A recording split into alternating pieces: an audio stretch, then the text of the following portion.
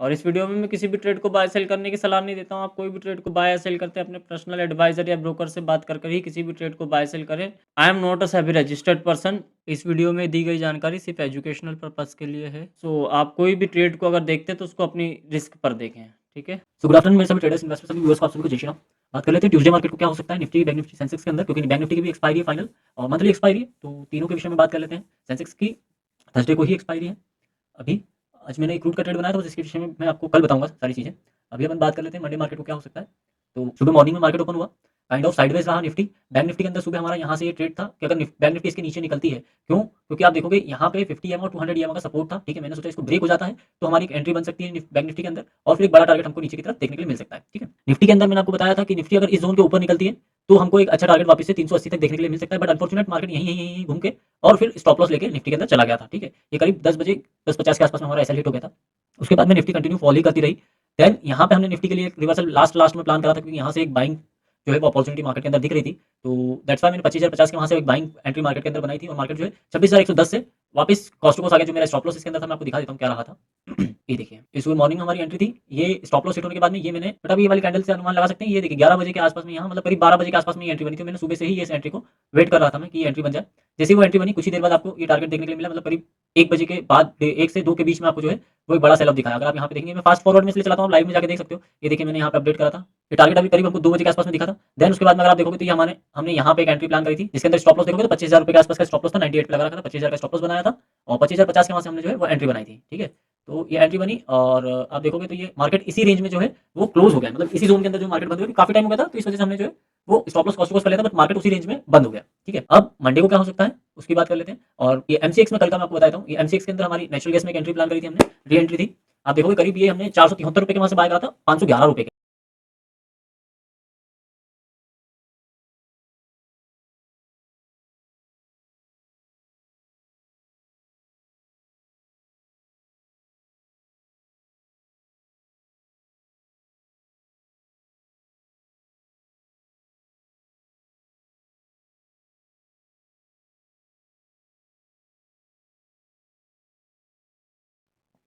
ये crude oil है, ठीक है।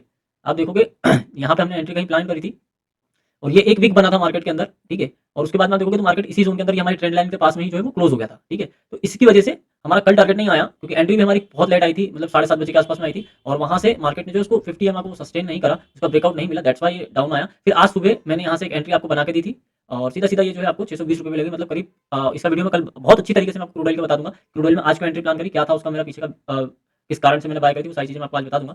अभी अपन बात कर लेते हैं बैंक निफ्टी और निफ्टी की। निफ्टी जो है एक बहुत बड़े सपोर्ट के वहां पे है। यहाँ से अगर निफ्टी फॉल करती है तो हमारा सीधा जो टारगेट है वो यहाँ पे अपने को 24,500 तक का दिखता है, ठीक है। बट ऐसा नहीं है कि सीधा निफ्टी यहाँ पे क्रैश हो जाएगा। पहला सपोर्ट है 25,900 का, दूसरा 850 का सपोर्ट है। अगर ये दोनों ब्रेक होते हैं तो 700 के वहाँ पे भी एक सपोर्ट है, ठीक है। और अगर यहाँ से रिटेस्ट हमको मिल जाता है, जैसा कि हम देख रहे हैं सपोर्ट के वहाँ से 25,000 के सपोर्ट के वहाँ से 50 के, अगर ये सपोर्ट मार्केट ले लेता है तो यहाँ से हमको पहला टारगेट जो है 25,150 मिल जाएगा और दूसरा टारगेट हम कहीं भी अगर क्लोज होते हैं 25,250 और 280 की रेंज में। बट जब तक हम इस रेंज को पार नहीं कर देते 25,380 में, 3 दिन से बोल रहा हूँ, तब तक मैं बाइंग साइड के लिए अच्छी वॉल्यूम के साथ मार्केट को अप ट्रेंड में नहीं देखता हूँ। जब तक 25,380 के ऊपर नहीं निकल जाते, ठीक है, तब तक मजबूती के साथ मैं बाइंग नहीं देखता हूँ, ठीक है।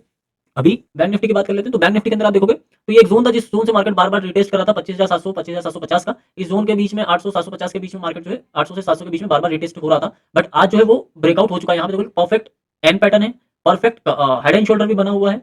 अगला सपोर्ट जाएगा 58,200 का जो है आपको अगला सपोर्ट दिखेगा। अगर बैंक निफ्टी इसको भी ब्रेक कर देता है तो फिर सीधा हमको अभी इसके बाद में जो सपोर्ट दिख रहा है वो 57,700 रुपीज का है, ठीक है। अगर ये ब्रेक हो जाता है तो, और हमको पता है कि बैंक निफ्टी एक दिन में 1000 500 पॉइंट के मूवमेंट कर जाती है, ठीक है। तो यहाँ पे ये है अपसाइड के लिए, जब तक मार्केट दोबारा से 800 के जोन को ब्रेकआउट नहीं करता है तब तक ऊपर की तरफ नहीं देख सकते हैं, एंट्री प्लान नहीं कर सकते हैं। अगर इसको ब्रेक करता है तो पहला टारगेट हम जो लेंगे वो 59,200 का देख सकते हैं, इंट्राडे के अंदर मैं बात कर रहा हूँ। और दूसरा जो रेसिस्टेंस लेवल निकल के आ रहा है 59,500 का आता है, ठीक है। ये बैंक निफ्टी की बात हो गई। अभी सेंसेक्स का तो एक्सपायरी नहीं है, पर फिर भी सेंसेक्स के अंदर हम बात कर लेते हैं। ये देखिए सेंसेक्स के अंदर यहाँ पे जो सपोर्ट निकल के आ रहा है वो 81,200 का निकल के आ रहा है। अगर ये ब्रेक होता है तो फिर नीचे 800 का सपोर्ट है, 80,800, ठीक है।